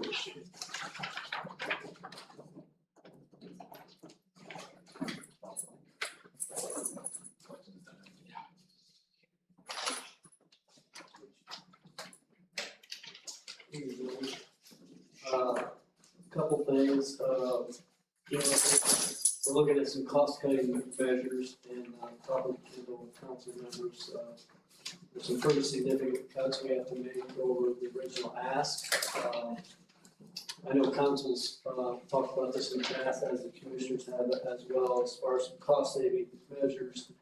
And I think there's some merit to having some discussion on either, there's several options for some cost saving measures, like a hiring freeze is one example. Or through attrition or retirement, potentially looking at those retirements or a person quitting the county on a case-by-case basis before we fill that vacancy. So, and I'm gonna segue to one of the items that we're talking about in a reduction from the original ask in county general on group insurance. So talking to Stephanie and Kendall, we've got roughly 11 unfilled positions. So we could flatline that group insurance number and leave it at 2445, $2,445,000, which would be a savings of $293,400 there. So I'm just going to touch on some of the highlights on the reductions. Here again, county general, as we were talking earlier about legal services, the initial ask for 2027 was $475. In talking with Kendall and trying to crunch some numbers and looking at what we were faced with the rest of this year, potentially next year, I'm going to reduce that on for the 2027 budget to $375,000. You Services Bureau, we're only gonna give them a $700 increase, but there is a reduction there of $4,300 on that budget. Bowen Center, I think that's a hard number, right, Kendall? Yeah, that was, yeah, you guys had 300 in there, but it's 293.18. Right, so there's 96, Mandated. not 9682, yeah, we have under control with that particular number. Council on Aging, they were asking 30 and we capped it at 20. So there was a $10,000 initial savings there from the initial. Moving down to Humane Shelter, they were asking for an additional 55,000 range, and so we just basically bumped them up about 2%, which was roughly $4,300, 42, 48, something like that, to make that 200 even there. The landfill, solid waste disposal. So several years ago, we had a budget of $150,000, $200,000, and we steadily reduced that amount. With the caveat, knowing that IDEM could come in at any time and potentially force the county to do some other types of remediation. Just to give an example, and working with IDEM is kind of like working with a moving target, because once there's a change in the state and administration or a change in the leadership in IDEM, somebody that's an expert in environmental management and remediation will come in with a different idea. A few years ago, they wanted us to spend $2 or $3 million on an above ground tank or in-ground tank to pump the leachate off the top of the landfill, put it in trucks and then take it to the landfill. That's just one example of some of the things that they've tried to, potentially force us to do. SES Environmental, who is our environmental consultant, has really been a good ally for us, and basically talked them into some other types of remediation. But so we have reduced that down to $75,000 this year, just a $25,000 reduction. And then Cume Court, we're gonna use Cume Court to pay the share of the bond payment that we were sharing with county council on that. They're picking up the bond payment, so we'll reduce that in part of the budget in general. So all total from the original I act. forgot about the other one, but I didn't do that when she remember we had the 82 for the service contract. On the 20, Bumped it down. 22 reduction on the. Reduce that to 60. 60. Contracts, reduce that to 60. Service contracts, okay. Yeah, I didn't have that in there. Okay, yeah. This in my car. That's all. So, that's about, from the original ask and our budgeting, it's about 670,000 loss there. So I know you were looking for 1.5, 2 million there at some point in time, I don't know where you're at right now. And you were gonna look at the building liability again, just to scrub that. Right, talking to Stephanie, we're locked in on what portion of our, oh, there you are, Steph, sorry. The liability and, for elected officials and such, and then the building rate. The building, okay, so we are locked in for 3 years on some of the rates. I think the issue with counties and municipalities, there's only just a handful of companies that will take on the risk. The jail gives us, let's be honest about it. There's a lot of exposure, there's a lot of risk to the jail. That liability is tremendous, and you can do a great job. If you get a tort claim, it's an automatic $50,000 right out the blocks, So it's, it's a litigious society today, so I think that's driving the insurance costs, and I think that's a number that's pretty difficult to control because there's not a whole lot of bargaining and shopping you can do for insurance.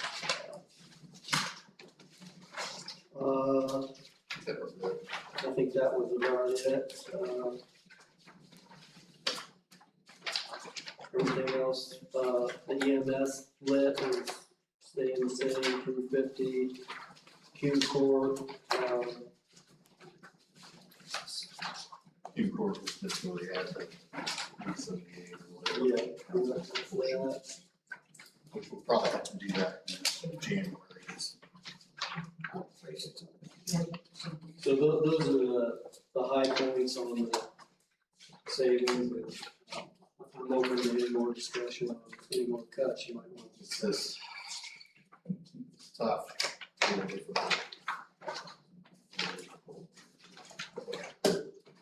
Appreciate that. Yeah, sure. Glad to work with you on it for sure. Anyway. Any other questions for Commissioner? Thanks, Robert.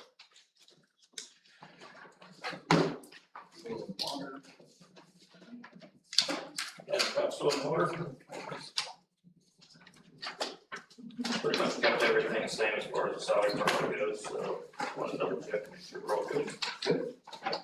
Keep everything flat line for you. Easy, easy. Thank you very much. Thank you.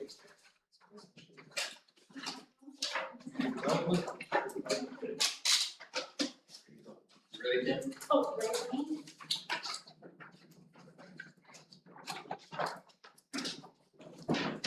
Good evening. Hi. My budget has not changed, except I decreased 2 items and increased 1. I'm sure you can imagine the item that I did increase, legal fees, by 5,000.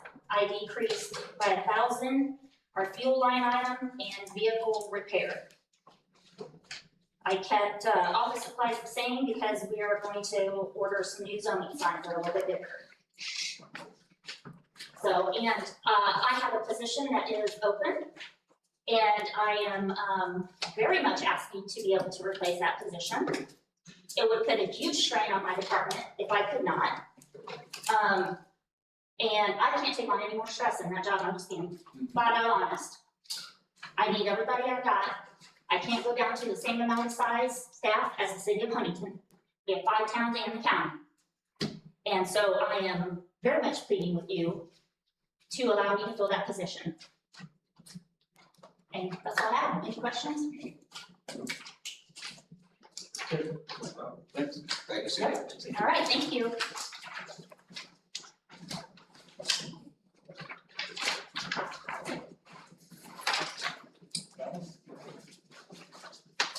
Good evening.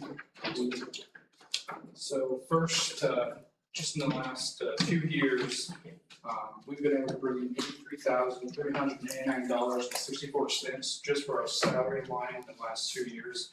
So that makes out to be $41,694.82. So we've been able to bring in that salary reimbursement for both the director and deputy director pay. Now I'm going to start going into some of our changes we made. So of course we have our 3% increase, which is to $3,329. We have decreased that $900 for longevity, and this is because Bob Jeffers has retired. Our next change was the fuel line. We decreased that by $250. That might have been, we may have to increase that in the middle of the year next year. I'm not really sure. Kind of depends on what the prices are going to do when they agree to that contract. And then the next line we decreased was the telephone line by $1,275. And then the next line we increased was the rent line for $8,400. And this is because we're slowly about to move the process into the old TWM building. BMA, the coroner's office, and the health department will be in that building, that lot there behind Warrenburg Tire, and that building will have the coroner's van in there, our sandbag machine, our EMA gator, and our Cascade truck. The Cascade truck has portable toilet air in there, so we respond to structure fires that help the the firemen continue to have that breathing air on scene because they do run out through all their trucks, so that kind of gets them to continue to fight that fire inside, especially if we're in the county, it can be 20-30 minutes away from the fire station. So that just allows them to have 30 more cans of essentially breathing air for the firemen. So the next line. TWM is, they're done? They're done. So Okay. we're moving in that building. Yep, I knew that was the agreement, I just Yep. surprised they were done. Yep, they're done. What happened was there was a split between Heartland RMC and TWM. And so Heartland RMC is taking over all the fire operations. operations, I guess. And so I guess they decided that they weren't gonna continue using that building, which I'm okay with. It gets us out of the renting. $400 a year. Exactly. So our next line is the maintenance repair line, and I'm gonna go into more detail into this. So I'm asking for $11,100 in an increase, and here's why. So next year, we would like to upgrade the current amp service there at that new building to 200. Right now, it's just 100 amp. That's just not enough for everything we plug in there. The command trailer will be sitting outside, and that needs to be charged, right? You got to charge the corners van. It's just a lot of stress on that system. So we're gonna need to upgrade that system, and we got a quote from Union Electric for $6,589. The next thing would be to replace three of the yard fixtures with LED lights and properly fire all 5 yard fixtures. This would cost $1,555. This is to increase the security out there. We're gonna have county assets outside in the dark. So not all the lights work out there. I've been outside and it's not well lit, in my opinion. So we need to make sure we have lighting next year with that maintenance line. The next one is to evaluate all the yard attrition systems and determine whether all outlets can be powered. This is just to determine, okay, what can we get to work in 2028? So this is all part of our maintenance plan with that line item, so we can kind of slowly make some of these improvements. Any questions about the maintenance line? I know. Swallow.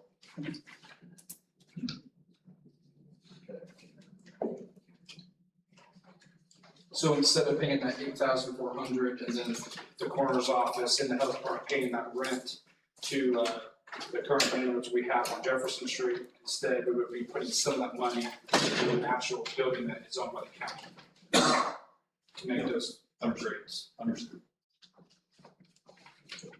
Okay. So overall, went up a couple $1,000. Exactly. And so the next line is the vehicle line, that is $5,000 increase, that's the allowance for what you guys allow us to do. So overall, the budget for EMA for the county general fund has increased by $8,604. As you can see, we did decrease multiple lines within our budget this year to kind of offset that. So overall, our budget is $177,063 for EMA. So the next fund I'm gonna go over is 1152 fund, that is the LAPC fund, which you already know. So we did make a decrease in education and training by $268. This is just because most of the trainings we've been doing have been covered by grants and other things, so we're just trying to make that decrease when we can. We did increase our advertising budget by $67. This is because it's becoming more expensive to advertise our public meeting notices, so we're just trying to offset that. And then we did increase our telephone line by $300, and then we also zeroed out our volunteer expenses line, and next year I'm gonna eliminate that line completely in 2028. So overall, we did increase this line by $513 overall. And then the next fund we have is the 4103. This is our Civil Defense Donations Fund. This is donations only. This is for our EMA volunteers. We have 19 volunteers right now in EMA, and this covers all the operations related to our volunteers. So that county general fund does not cover some of the equipment we buy for the volunteers and all that good stuff. So that is what that is, and we made no changes to that line. So right now we have $7,700 in that volunteer fund.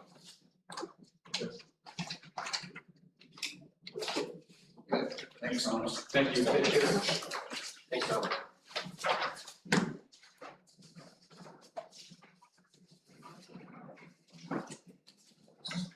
Bill. Almost say good morning. Been that day, as Been that Chad- long today, yeah. as Chad has said earlier, so, I'm not gonna spend a ton of time on the salary stuff, we did the 3%, we got some incentive, et cetera. So, the bigger items is the courthouse annex, that's the largest increase. Added a office supply line item, we do not have one now with the additional employee I have, that would help. the garage motor supply and the miscellaneous supplies or repairs. I've looked both of those, the bigger one is the supplies, with having an additional employee here now. We are getting a lot of miscellaneous stuff done, so I have kind of paired that with the Donald Center line items. The water treatment, Kim, it's up $500, we got some additional shipping costs that's gonna come into play. Operating supplies, I have that line item to the Donald Center, it helps us out a lot with miscellaneous items. Keeping things moving, again, the additional employee here, we're tackling a lot more from the stuff done. The utilities, I upped them, again this year. I think we're gonna come close again this year without not making transfer at the end of the year. We had that problem last year. The annex, up that one as well, $1,100. Obviously with the building across the street, we can lower that line item, that'll be a promise not to spend item with what's going on with that side of the world. Vehicle repairs and service, that's up to $2,500. We have some aging trucks, actually, you can look across the street, we have one sitting over there now that the wipers don't work, and we're working on getting replacements in play. Repair and maintenance, that's a large item, I upped that by $38,000. Up to $30,000, and I've talked to Kendall, a couple of you, I'm trying to stay out of the courthouse queue and head off some of these smaller invoices that way, so with the courthouse queue, I'd like to develop a 3 to 5 year plan where we have some products that, the projects that we don't have here, or money for. Contract services, I did only in the aspect of $600 because we have a contract for our elevators, which will have a monthly fee for our call service. I'm gonna have the same thing to O'Donnell Center. And then you see $5,000 there for a truck replacement. That's kind of it in a nutshell. There are a couple items that I did lower, decrease. You guys can look through those if you got questions. Jump to O'Donnell Center, minimal increase on fuel, utilities. This is a tough one, we can talk about this one a couple different times on utilities we're out there. Probably the one line item I can look at decreasing, is the water sewer out there. That's probably one I can probably look at adjusting. Vehicle repair and service, you'll see it up. One of the trucks that we're going to take over is the kind of always help us. I have 2 trucks that need tires. That one, along with the ones that I'm driving, will be 3+ years old here coming up. So rent, that line item is for the building that we're renting out from St. Anne's. Things aren't finalized out there yet, but that's probably that. We're not going to even go, I don't know for a fact yet. Repair and maintenance is up $1,200. Furniture was $500, and the vehicle repair is $5,000. That's just a replacement. I went back and looked at the budget again this morning. I promise not to spend. I'll work through that process. I'll kind of work with you on that. And as I shared with Kendall, I got burnt last year. I did one and got an invoice. So it was, I worked with the vendor, they worked with us. So we end up playing it later, but I will. I'm a team player, you guys know that. So, any questions for me? Good. Thanks so much. All right, with that, we'll adjourn until tomorrow night at 6 o'clock.